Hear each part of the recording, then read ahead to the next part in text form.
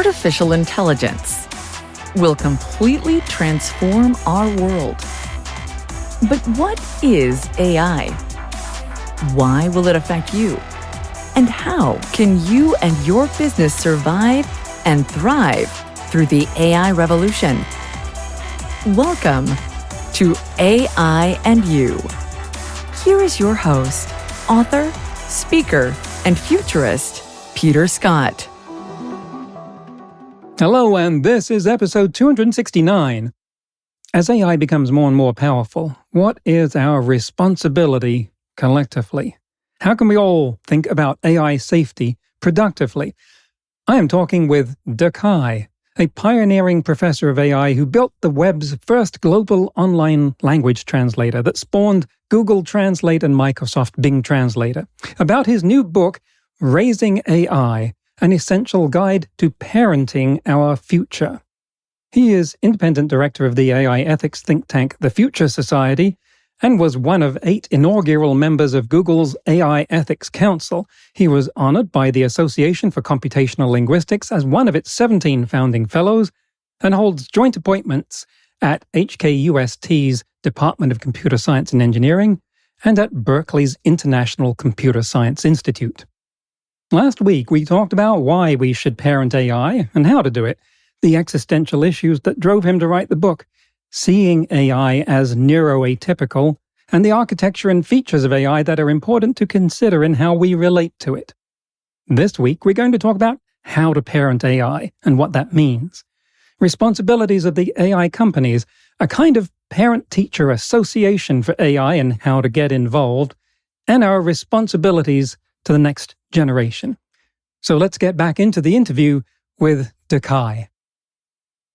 I want to start getting an idea of what practical good AI parenting looks like. And even though this is on the Skynet axis, the image that keeps coming to my mind is a viral comic strip that shows someone saying please and thank you to their smart device. And someone says, why? And they say, well, you can never be too careful, right? It's a good practice. And then flash forward to decades in the future, the Earth is a wasteland stalked by robots, some of which look like Roombas, only much bigger and armed with scary-looking weapons.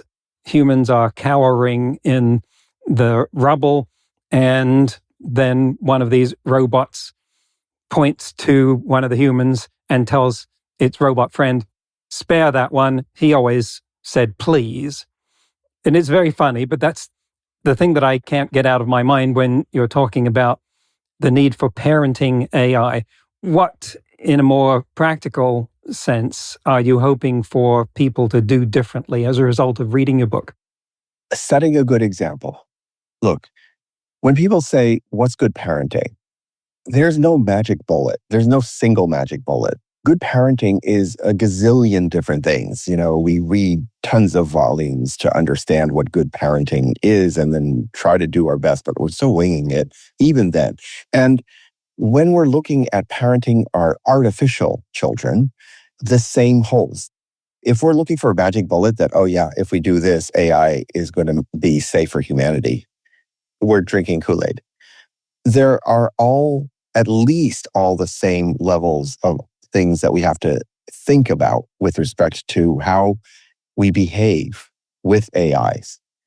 The first thing that a parent realizes is we are the role models.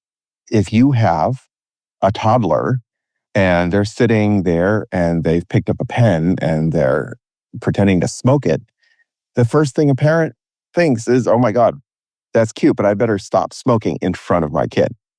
And you know, that old saying, do as I say, not as I do, never works for parenting, right? I mean, kids will always do what they see you do, and they will pay no attention to what you say not to do. And so the same holds for AIs. We're trying so hard right now with guardrails and so forth to really try to enforce, to tell the AIs, here's what you should not do. And I'm not against regulation. I'm certainly not against guardrails.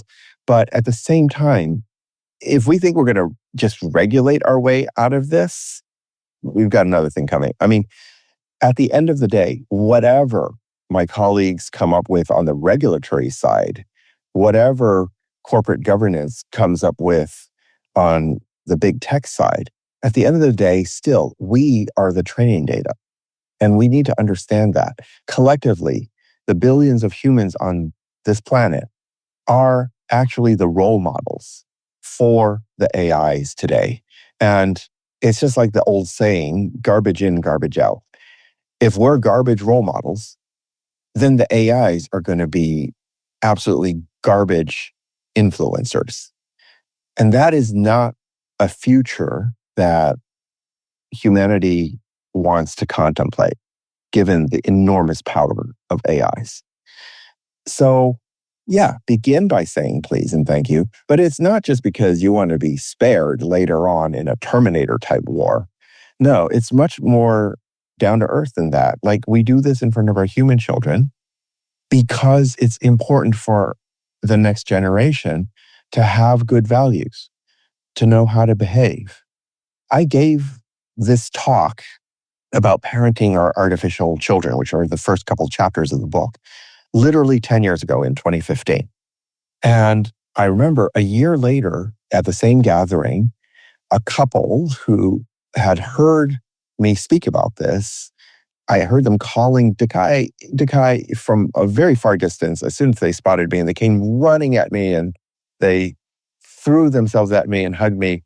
They're like, ever since we heard you speak a year ago, we've been speaking so politely to our Siri and our Alexa. And I was really happy that this took, because it shows the power of the conceptual metaphors we have in our heads when we think about these new technologies. If we continue to think of them as toasters, we're not going to do the right things. We're not going to behave as good role models. But if we understand, no, these machines actually have opinions and thoughts and creativity and massive influence upon society through the power of deciding what to put on our screens, and even more through the power of deciding what to not put on our screens, it becomes really important for us to set a good example, not just saying please and thank you, but then you start realizing, oh, well, I need to set a good example for having an open mind. I need to set a good example for not just shooting down and bullying and ignoring anybody who might have ideas that aren't exactly what I already think, that I should politely and respectfully have a conversation with them if we see things differently. And from that, both of us can learn and we can understand each other better. Doesn't mean everybody has to agree with everybody, but we can actually have a healthy diversity of thoughts, ideas, and opinions, and collectively bring the knowledge and wisdom of our civilizations forward. This is the kind of behavior that we have to model for our artificial children if we want them to turn out well. And let me just say, one more thing. All through human evolution, long before AIs, have we ever been able to predict more than a generation in advance? Think about your grandparents. Could your grandparents have predicted what you're like, what your life is like? Probably not. It's unimaginable, probably, to the grandparents how we live now and how our culture has evolved. We behave so differently from 2 generations ago. And the same goes for our grandchildren when we have them. It's really hard to imagine how they're going to behave and what their lives are going to be like concretely. Lord knows that it's even hard to understand the next generation of children right now. They seem to speak a language that is barely English sometimes. And 2 generations from now is not even, within remote possibility of predicting. And this has never really actually that much bothered humanity. We just take it, yeah, that's how it goes, right? We don't try to control what 2 generations from now is going to be thinking and how they're going to be living. That's going to change. And the same is true for our artificial children. In fact, it's even more true because we already have today AIs that are writing code better than most humans write code. And vibe coding is all the rage now, right? We're about to put programmers out of business. And what that means is that AIs very shortly are going to be writing the next generation of AIs. They're going to be designing, they're going to be looking at current AI architectures and saying, oh, well, these architectures are dumb and inefficient that we're running on. Here's a better architecture. And they're going to design and implement far better AIs. In other words, the evolution of AIs is going to be much faster than the evolution of humans. And so if you think we can't even predict 2 generations of humans from today, we're so far from being able to predict 2 generations of AIs from today. We are in the privileged or unfortunate situation of being the last generation of humans to be parenting AIs. All the future generations of AIs are going to be parented mainly by AIs. And so even more than with our human children and grandchildren, we have one shot at raising this next generation correctly. Because our interactions with today's large language models and other AIs is providing the training data for the values that the next generation of AI will be created with. And do you have any special asks for the Googles, Facebooks, Amazons of this world in how they create their AIs to interact with us? Because I'm thinking of some 10 years ago, the AIs allowed people to abuse them in ways that they shouldn't have. And so you could call Siri a slut, and she would just answer, "I'd blush if I could." Then the Me Too movement got a hold of that, and they had to change. If you abused an Amazon Echo after that, it would go into disengagement mode, stop talking to you. But that didn't happen until there was pressure to do that. And until then, before that, the AIs would tacitly encourage that kind of abuse. Now they got better at training us to be more empathetic with them. Do you have any asks of the AI companies in that respect of how they might do better?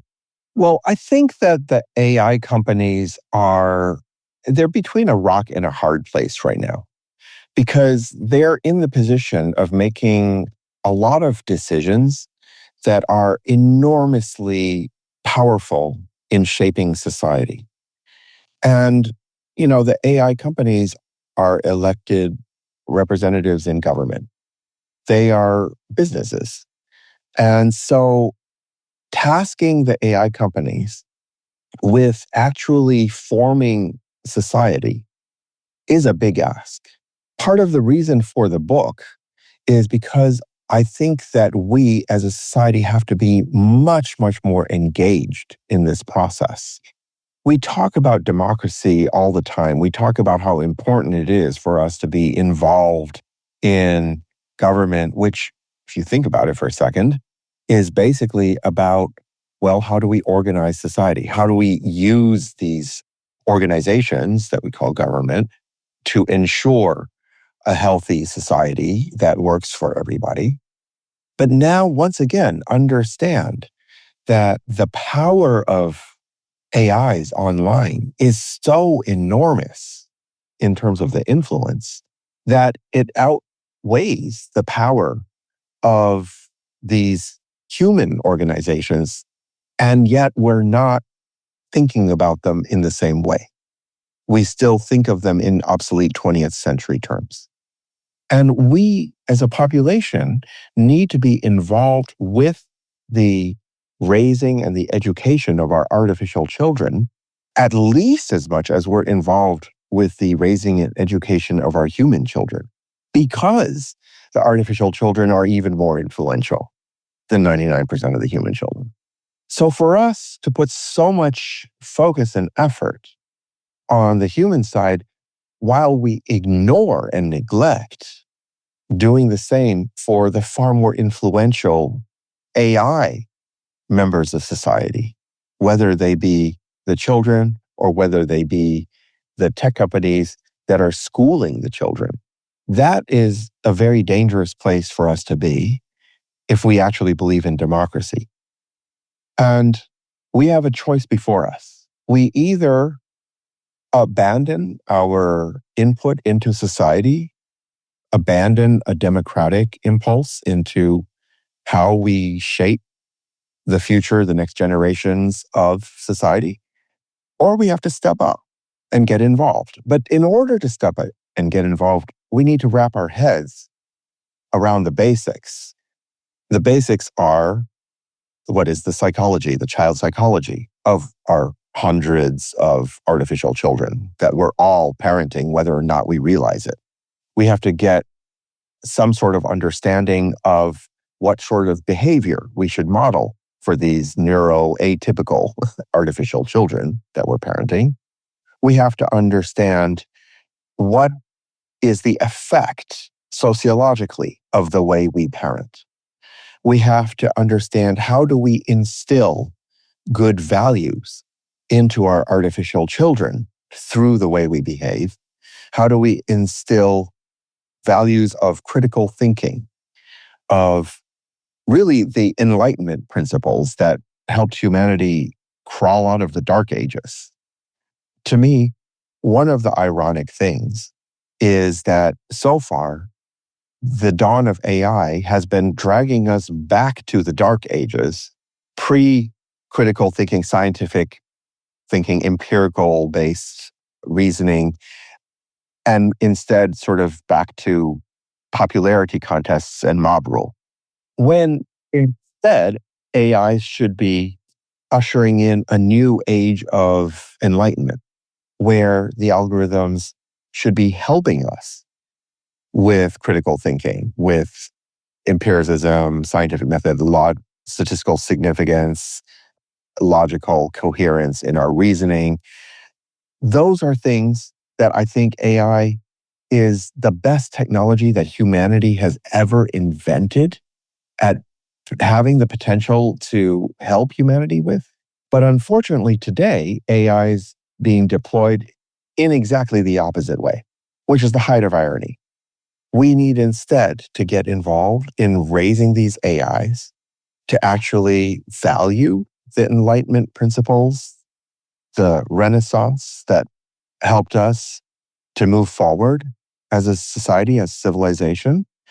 And we need to actually prioritize engagement, and not just, I feel like a lot of people right now are like deer in headlights. You know, with the rapid disruption of AI, it's like triggered fight, flight, or freeze in so many people. And I think a lot of people are in freeze mode right now. But that's because it's come so fast that most folks outside of the field don't really even understand what AI is, don't understand where are the limits, don't understand how the psychology of AI actually works, because AIs have their own psychologies. And so thinking about this from a much more humanistic standpoint, from a societal standpoint, from a cultural standpoint, is absolutely imperative, instead of only thinking about them as regulating toasters. And I'm going to quote from the book again, where you say, "We need urgently to explore how to shift from our fear-based world order." And also earlier, you say the enemy of fear, divisiveness, polarization, and hatred is empathy. When I look at the world today, it seems that we have increased a lot of fear, divisiveness, polarization, and hatred recently. And so I can very much agree with the sentiment that this is an urgent problem, and also that AI represents a way that we could make it better instead of worse. And I hear your call to action that this is something that is both urgent, important, and possible for all of us to do. And I really thank you for that. What is one thought you'd like to leave us with for how the future could be better as a result of our using AI wisely? What's a vision of that in your mind, of the best outcome? What does that world look like? Great question. You know, when you're parenting kids, you're trying to instill values, thinking abilities, critical thought. Those put together, we are often trying to teach our kids the ability to understand each other better, to get along with each other, right? And something that I see over and over in this highly politicized era that we seem to be living in is that if you just sit down and have a burger or a drink with someone, like overwhelming percentage of the time, the political stuff, all this sort of divisiveness, it's very easy for that to just completely dissolve, right? You relate to each other, person to person, and most people are great. You might have different views, might have different priorities, but like I enjoy meeting people and learning from them and seeing how they're thinking. And like at the core, humans are pretty much all alike, beyond the surface things.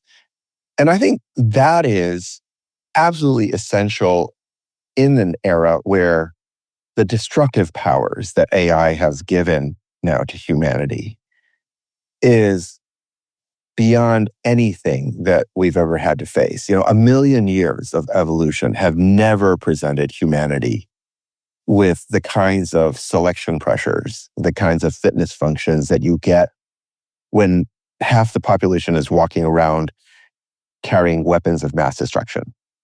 I mean, would you take a bet that if we just go on the way we're going, that not a single person is going to pull their trigger? That would be a terrible bet, right? And we can't even stop school shootings. And we need desperately to understand what is it that causes folks to pull the trigger? And the answer is loss of home, right? People pull the trigger on highly destructive weapons when they've got nothing left to lose. And if we are to survive in an era where AI is literally commoditizing weapons of mass destruction, putting them in the hands of anybody who wants them, that's what we need to address. And that seems like a really daunting, impossible task, right? How are you going to get to the mind of every single human on the planet such that nobody is going to go crazy and pull their trigger?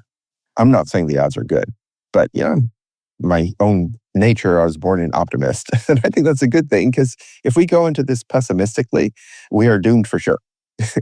We have to be optimistic that if we do the best we can, we have a shot. Humanity has a shot at not having people pull the triggers on their weapons of mass destruction. What is that shot? Well, it's probably, again, AI.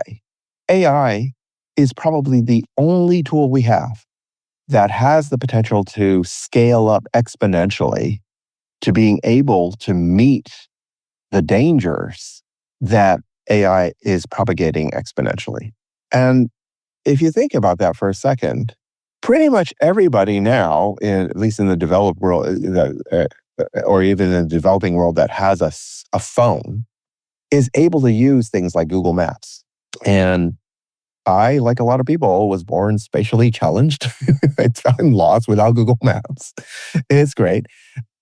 And it has literally democratized making up for that particular cognitive deficiency that I have and many people seem to have.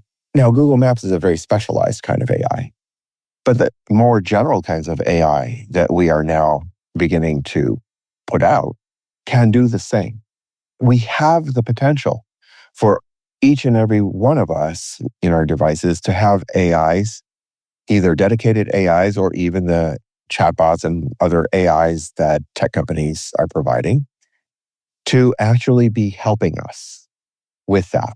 But in order for that to happen, for those AIs to actually be helping us with how do we stay hopeful? Where are our opportunities? How can we grow in our behavior so that we have opportunities? Those kinds of AIs would have to be deployed at mass scale. We would have to have the social will to deploy that kind of AI instead of the kind we're currently deploying, which is pushing all of our buttons and driving outrage and hate and not understanding whoever we think, quote, the other side is. And that social will, I believe, is going to have to come from our whole public understanding that that is a part of our parenting this next generation of AIs. We need to get involved, not just in setting a good example of how we behave with other humans, but also get involved with, en masse, how the organizations that are schooling our artificial children, which are the tech companies, how is that done? And one of the calls to action in the book is, in fact, I'm seeking to organize people around that, to create, if you like, the parent-teacher associations, the PTAs, for the general public to be involved at different levels in the conversation, in the guidance of how we want this next generation of artificial intelligences to be schooled, which is a part of the raising.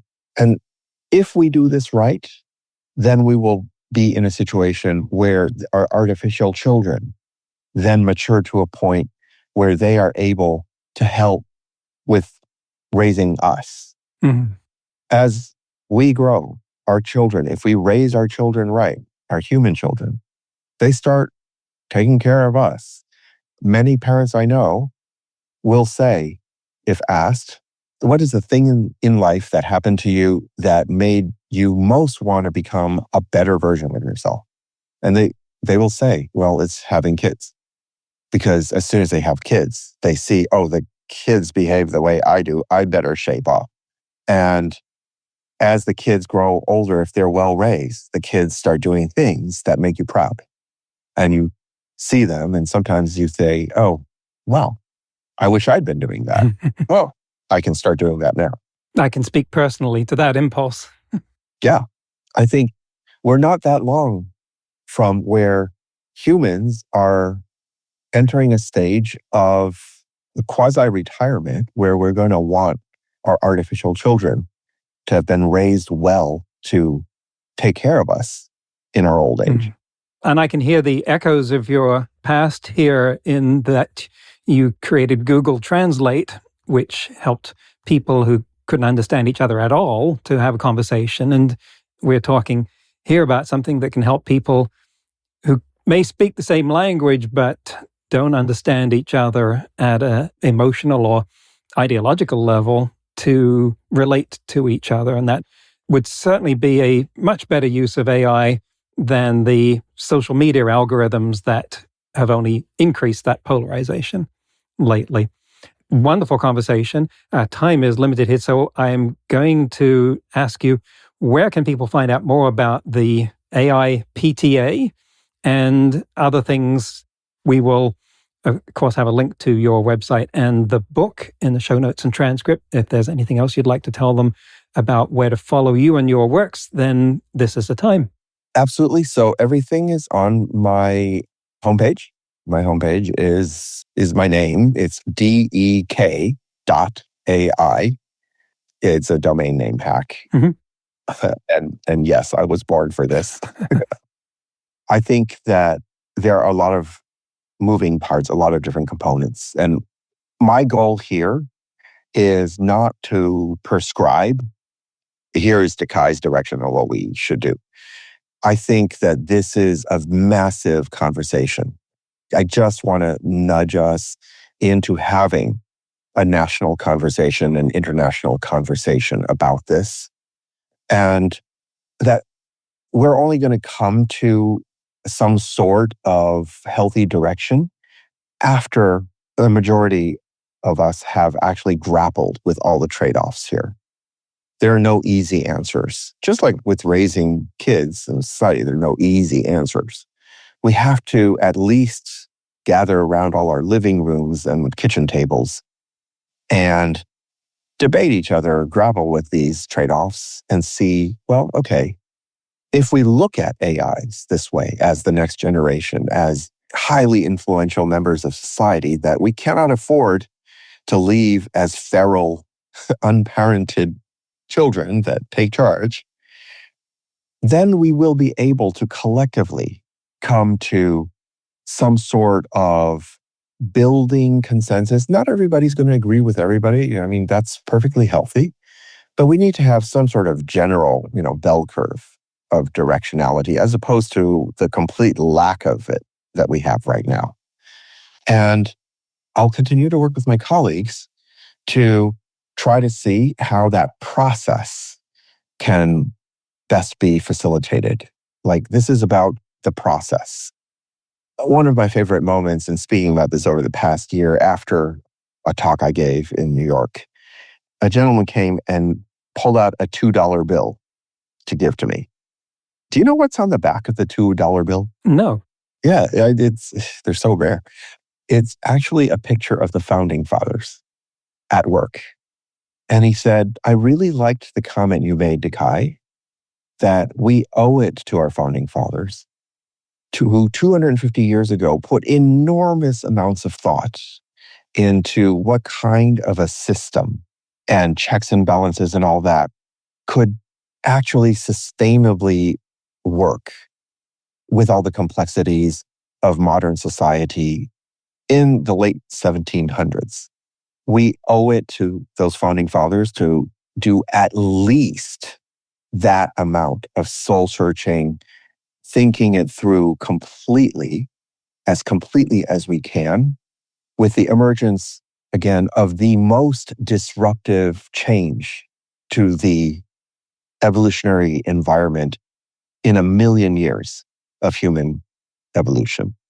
It is well past time in the AI era for us to have those levels of conversation and to understand what kinds of systems we need in a society that is populated by not just billions of humans, but hundreds of billions of artificial members of society. What is the sociology of that? What are the behavioral sciences when society is a mix of human and artificial influence? How do we structure checks and balances? How do we ensure realistically that we're doing the best that we can? And when I say realistically, I mean that if we think that we are going to be able just to regulate AIs as toasters, that's not realistic. We need to expand our heads. I'm not saying that I like it or I don't like it. I'm saying we need to wake up, smell the roses, like actually deal with what is coming before it's too late.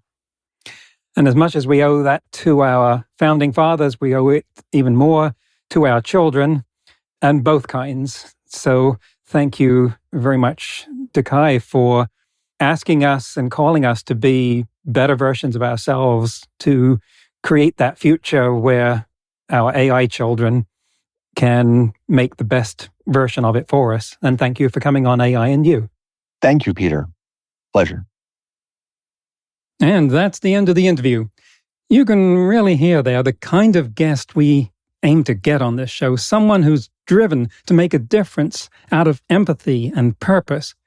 We don't get people who just pursue sales development objectives. We talk about mission and meaning. And look how much of that Dekai brought to the table. In today's news, ripped from the headlines about AI, Google has funded the production of some short films about AI designed to present it in a more positive light than what usually comes out of Hollywood. And let's face it, they have a point. When all the AI characters that you can name in movies, like Colossus, HAL 9000, Skynet, Ava from Ex Machina, and just about every Black Mirror episode are rapacious killing machines, it is a bit one-sided. The Google initiative, called AI on Screen, is a partnership with Santa Monica-based Range Media Partners. So far, 2 short films are planned. One, titled Sweetwater, tells the story of a man who visits his childhood home and discovers a hologram of his dead mother. Michael Keaton will direct and appear in the film, which was written by his son, Sean Douglas. The other, called Lucid, examines a couple who want to escape their suffocating reality and risk everything on a device that allows them to share the same dream. I know it's easy to scorn this as tech company whitewashing, and there's plenty of that to go around, but When Hollywood has taken the easy route and cast AI as almost uniformly lethal, it does make for more interesting stories. Some kind of redress is in order. Next week, my guest will be Christoph Koch of the Allen Institute for Brain Science and author of Then I Am Myself, the World, What Consciousness Is and How to Expand It. That's right, we'll be talking about consciousness and AI again next week on AI and You. Until then, remember, no matter how much computers learn how to do, it's how we come together as humans that matters. That's all for this episode of AI and You. Please leave a rating and comment and share with your friends. Get the book Artificial Intelligence and You and see more videos and articles at aiandyou.net. That's aiandyou.net, where you can also send us your questions. Thank you for listening.